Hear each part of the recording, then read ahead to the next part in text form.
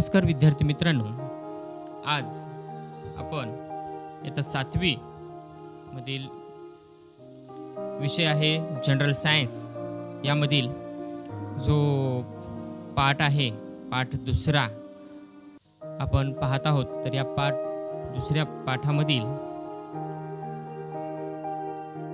काही पॉइंट आपण या अगोदर पाहिलेले आहेत। हा पाठ आहे प्लांट्स स्ट्रक्चर अँड फंक्शन, वनस्पती रचना व कार्य।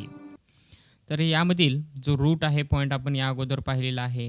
त्यानंतर रूटचे प्रकार, त्याची पूर्ण माहिती या अगोदर पाहिलेली आहे। स्टीम, खोडाविषयीची पूर्ण माहिती पाहिलेली आहे। लीफ, पानाविषयी सुद्धा पूर्ण माहिती पाहिलेली आहे। तर आता आपल्याला या व्हिडिओमध्ये फ्लावर आणि त्याबरोबर जे फ्रूट आहे हे दोन पॉइंट आपल्याला या व्हिडिओमध्ये पाहायचे आहेत। विद्यार्थी मित्रांनो, तुम्ही जर या चॅनलवर नवीन असाल तर सर्वप्रथम तुम्ही या चॅनलला सबस्क्राईब करून घ्या, म्हणजे या पद्धतीचे नवीन व्हिडिओज तुम्हाला लवकरात लवकर पाहायला मिळतील। चला तर मग आपण हा व्हिडिओ सुरुवात करूया। तर पहा, flower carefully observe open hibiscus flower. बघा, एक जास्वंदीचं फूल घ्यायचं आहे तुम्हाला आणि त्याचं पूर्णतः व्यवस्थित निरीक्षण करायचं आहे। Flowers may have a long or a short stalk called pedicel. बघा, पेडिसेल कशाला म्हणलेलं आहे? Flowers may have a long or a short stalk called pedicel. One end of the pedicel is attached to the stem and the other end of the pedicel is expand and swollen. It is called a receptacle. बघा, receptacle म्हणजेच त्याला आपण मराठीमध्ये पुष्पाधार असे म्हणतो। हे पुष्पाधार कुठं आहे? या फुलामध्ये कोणता भाग आहे हा पुष्पाधाराचा? रिसेप्टेकल कशाला म्हणतात? तर ह्या ठिकाणी एका बाजूला दाखवलेलं जे फूल आहे ह्या फुलाचं निरीक्षण करा। तुम्हाला या ठिकाणी हा जो काही फुगीर भाग दिसतो देठ आणि या भागामध्ये, तर हा झालेला भाग, हा भाग म्हणजे कोणता आहे? रेसेप्टेकल, त्याला पुष्पाधार असे सुद्धा म्हणतात। Petals and other parts of the flowers are supported on the receptacle, म्हणजे हे दोन्हीला सपोर्टिंग करण्याचं काम करते। ह्या दोन भागांना सपोर्टिंग करण्याचं काम केलं जातं। Calyx, corolla, androecium, gynoecium are different parts of flower. तर आता हे जे डिफरंट पार्ट आहेत हे डिफरंट पार्ट आपल्याला लगेच इथं पुढे पाहायचे आहेत। त्यामध्ये कॅलिक्स आहे, करोला आहे, अँड्रोसियम, गायनोसियम हे सर्व पार्ट पाहायचे आहेत। त्यामध्ये पहिला पॉईंट दिलेला आहे तुम्हाला, तो म्हणजे कॅलिक्स। कॅलिक्सला काय म्हणतो आपण मराठीमध्ये? निदल पुंज। In the bud condition the petals are covered by a leaf like parts called sepal which are green in colour and they from the calyx. बघा, कॅलिक्सचा रंग कोणता सांगितलेला आहे? ग्रीन इन कलर, लक्षात घ्या। तर हा जो भाग आहे जो की कळी अवस्थेमध्ये असतो आणि म्हणजे ज्यावेळेस पाकळ्या जे आहेत ह्याच्या जे आहेत हे कसे, हे हिरव्या रंगाच्या पानासारख्या भागाने झाकलेले। कॅलिक्स म्हणजे काय? परत एकदा सांगतोय, लक्षात घ्या। In the bud condition the petals are covered by a leaf like parts called the sepals which are green in colour, म्हणजे हे जे हिरव्या रंगाच्या आतमध्ये जे काही पाकळ्या दडलेल्या असतात त्या भागाला काय म्हणायचं आपल्याला? कॅलिक्स म्हणायचं। कॅलिक्स म्हणजे निदलपुंज। सेकंड आहे Corolla. This is made up of colourful parts called petals. लक्षात ठेवा, हा जो पेटल्स म्हणजे काय? तर थोडक्यात तर फुलाच्या पाकळ्या। अगदी सोपं, लक्षात ठेवा definition. This is made up of colourful parts called petals, म्हणजे फुलाचा जो रंगीत भागाने बनलेला जो भाग असतो त्यालाच आपण काय म्हणतो? हा पाकळ्या असे म्हणतो। Observe the shape, colour and smell of the corolla of various flowers like the rose, chrysanthemum, hibiscus, mogra, kaner आणि तगर, म्हणजे ह्या एवढ्या वनस्पतींच्या फुलांचे निरीक्षण करा आणि निरीक्षण करून त्यांच्या फुलांच्या ते दलपुंज म्हणतात किंवा त्यांचा आकार जो आहे दलपुंजाचा तो आकार, त्यांचा गंध, त्यांचा रंग म्हणजे स्मेल वगैरे ह्या सर्वच बाबतीमध्ये त्याचं काय करायचं तुम्हाला निरीक्षण करायचं आहे। तर हे फुलामधले तुम्हाला या ठिकाणी मी 2 पार्ट सांगितलेले आहेत. ते म्हणजे पहिला कॅलिक्स, दुसरा करोला. हे दोन्ही महत्त्वाचे पार्ट्स आहेत, लक्षात ठेवा. हा जो भाग आहे हा कशाचा आहे? कॅलिक्स आहे. हा जो भाग आहे हे काय म्हणतो आपण? करोला. म्हणजेच हे पेटल्स, हे पाकळ्या आहेत. या सर्व पाकळ्या म्हणजे ह्या करोलामध्ये येतात. त्यानंतर तुम्हाला पुढचा भाग दिलेला आहे तो म्हणजे अँड्रोसियम. तर पहा, अँड्रोसियम कशाला म्हणायचं? This is the male reproductive part of androecium भाग, म्हणजेच याला मराठीमध्ये पुमंग असे म्हणतात. तर हा पुमंग जो आहे हा पुमंग फुलातील पुल्लिंगी भाग म्हणून ओळखला जातो. This is the male reproductive parts of the flower, म्हणजेच फुलातील पुल्लिंगी भाग म्हणून ओळखला जातो. It consist of stamens. Each stamen is made up of anther and filament. लक्षात घ्या, हा जो स्टेमन आहे, स्टेमन म्हणजे त्याला पुंकेसराचा भाग असे म्हटलं जातं. तर हा जो पुंकेसराचा भाग आहे, या ठिकाणी मी तुम्हाला आकृतीमध्ये दाखवतो. आपण थोडंसं वर घेऊया. आता पहा, या ठिकाणी या आकृतीमध्ये तुम्हाला स्पष्टपणे दिसेल की, एक minute,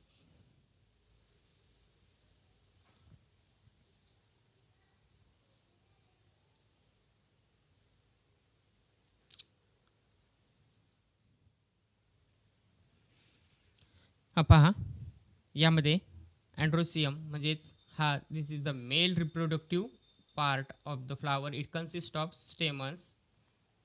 each stamen is made up of anther and filament. इकडे लक्षात ठेवा, हे जे 2 पार्ट आहेत, अँथर अँड फिलामेंट, या दोघांना मिळून काय तयार झालेला आहे?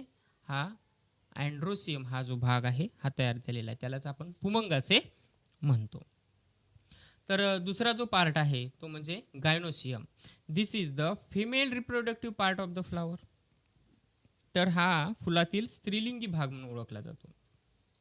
हा मेल रिप्रोडक्टिव्ह आहे, तर हा फिमेल रिप्रोडक्टिव्ह पार्ट आहे फुलामध्ये. And this made up of a carpels. A carpel consist of stigma, style and ovary. याला काय म्हणतात? कार्पेल म्हणतात. तर हा कार्पेल कशा कशापासून तयार झालेला आहे? Stigma, style and ovary. लक्षात ठेवा. बघा इथं पहा, हा स्टिग्मा, स्टाईल आणि हे ओव्हरी, हे जे 3 पार्ट आहेत, म्हणजे हे लालसर भाग इथं दिसणारा, त्यानंतर हे स्टाईल म्हणजे हो का, ही जी नळी आहे ही नळी, ओके, आणि हे ओव्हरी म्हणजे हे हा भाग, या तिघांना मिळून काय गायनोसियम असे म्हणतात. लक्षात ठेवा, ह्या तिघांना मिळून काय म्हटलं जातं? गायनोसियम असे म्हणतात. तर हा फुलामधील कोणता? स्त्रीलिंगी भाग म्हणजे फिमेल रिप्रोडक्टिव्ह पार्ट्स म्हणून ओळखला जातो. पुढे काय सांगितले पहा, एक प्रयोग दिलेला आहे. Take a vertical sections of a hibiscus flower with the help of a sharp blade by cutting the flower vertically from stigma to pedicel, and both sections of the flower will be seen to have the same structure. लक्षात घ्या, तुम्हाला या ठिकाणी प्रयोग करायला सांगितलेला आहे की या फुलातील जो भाग आहे किंवा एक फूल घ्या आणि या फुलाला काय करायचं? तुम्हाला व्हर्टिकली कट करायचं आहे. ओके, उभा छेद घ्यायचा आहे आणि उभा छेद घेऊन त्यापैकी तुम्ही त्या 2 भागाचे समान भागामध्ये विभागणी झाली की नाही हे पहा आणि त्याचं आतमधून पूर्णतः निरीक्षण करून पाहू शकता. इथं हे जे बाजूला दाखवलेली जी आपले जी इमेज आहे ती, या इमेजमध्ये पहा, हे व्हर्टिकल सेक्शनच आहे. हे व्हर्टिकल सेक्शन्स ऑफ हे हिबिस्कस फ्लावर तुम्हाला या पद्धतीने ते निरीक्षण दिसेल. त्यानंतर after maturity, anthers burst and the pollen grains which are released fall on the stigma, and this process is called pollination. बघा, pollination कशाला म्हटलेलं आहे?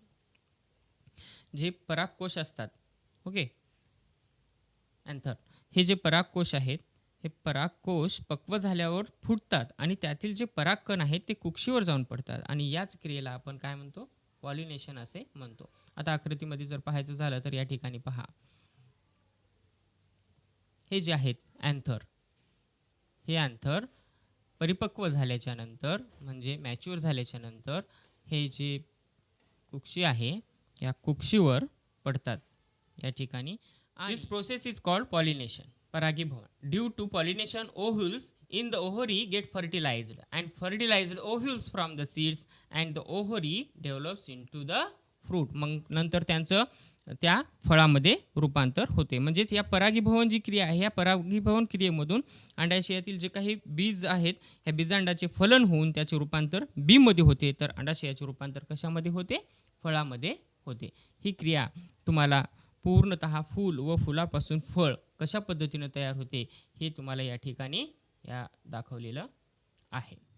यानंतर तुम्हाला पुढे एक यूज युअर ब्रेन पॉवर म्हणून दिलेला आहे. पहा, of what use to a plant are the insects flitting about around its flower. म्हणजे फुलावर भिरभिरणाऱ्या फुलपाखरांचा वनस्पतींना कोणता उपयोग होतो? म्हणजे फुलपाखरे जे वनस्पतीवरून एका वनस्पतीवरून दुसऱ्या वनस्पतीवर असे जे उडत असतात त्यांना त्यांचा काय फायदा होतो? तर ह्या क्रियेमध्ये सगळ्यात महत्त्वाचं आहे, लक्षात घ्या मुलांनो, या ठिकाणी या प्रश्नाचं उत्तर आहे ते म्हणजे पॉलिनेशन. पॉलिनेशन क्रियेसाठी लक्षात ठेवा, पॉलिनेशन.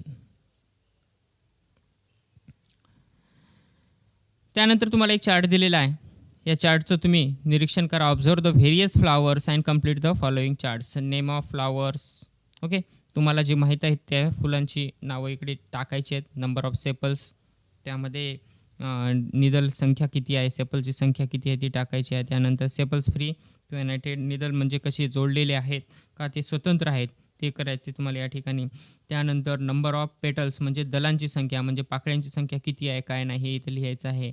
त्यानंतर पेटल्स फ्री ऑर युनायटेड, ही जोडलेली आहेत किंवा स्वतंत्र आहेत हे तुम्हाला त्या फुलांचं निरीक्षण करून या ठिकाणी नोंद करायची आहे. फॉर्म ऑफ अँड्रोसियम अँड गायनोसियम, हां, पुमंग व जायांग यांचे स्वरूप कशा पद्धतीचं आहे हे सुद्धा तुम्हाला या ठिकाणी नोंद करायचं आहे. तर या ठिकाणी तुमचा हा जो फ्लावर जो पॉईंट आहे तो कंप्लीट होतो. त्यानंतर आता आपल्याला पुढचा पॉईंट पाहायचा आहे तो म्हणजे फ्रूट म्हणजे फळ. तर पहा,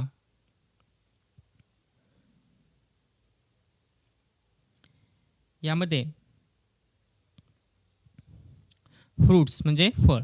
we eat many different types of fruits. आपण रोज वेगवेगळ्या प्रकारचे फळे खात असतो. Each type of fruits has its own characteristics.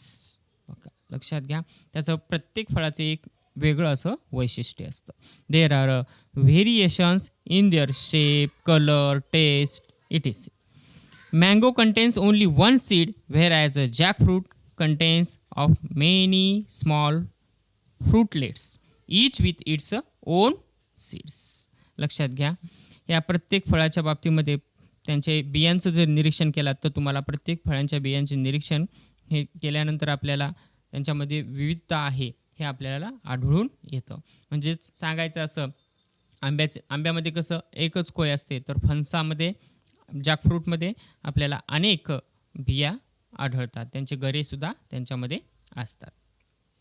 Observe the fruits of पेर म्हणजे चिप्सस म्हणजे बोर.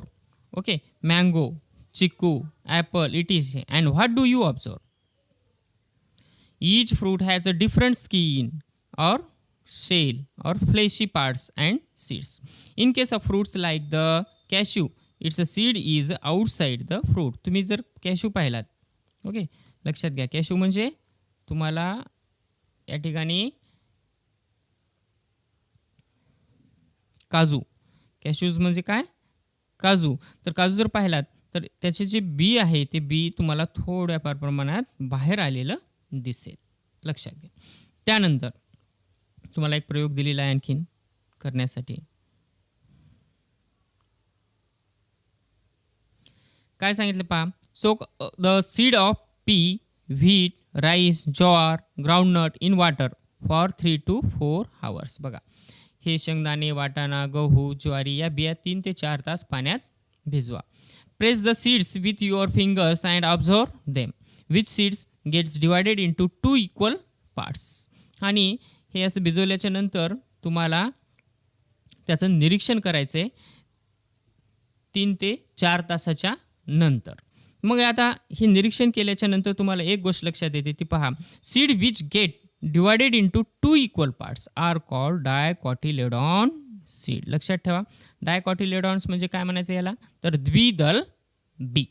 म्हणजे कोणत्या बीचे 2 समान भाग होतात ते पहा आणि ज्यांचे 2 समान भाग होतात त्यांना काय म्हणायचं डायकॉटिलेडॉन. म्हणजे बी घ्यायचं आणि बियाचे जे काही बी आहे त्या बियाचे जर 2 समान भागात विभागणी होत असेल तर त्याला डायकॉटिलेडॉन म्हणायचं आणि याच्या अपोजिट जर समजा त्याचं 2 समान भागात होत नसेल तर त्याला मोनोकॉटिलेडॉन सीड्स असे म्हणतात.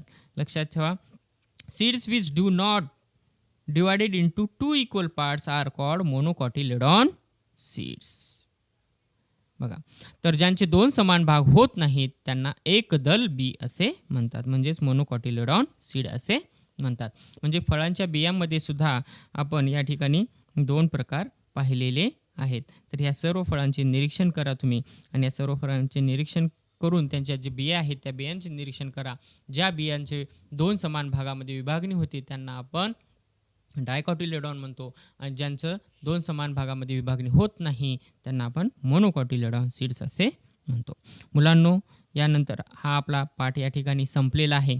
यानंतर या पाठाखाली दिलेली जे एक्सरसाइज आहे म्हणजे स्वाध्याय, या स्वाध्यायावर आपण एक स्वतंत्र व्हिडिओ बनवत आहोत. तो तुम्हाला पुढच्या व्हिडिओमध्ये पाहायला मिळेल. तर आपण या ठिकाणी थांबूया. धन्यवाद.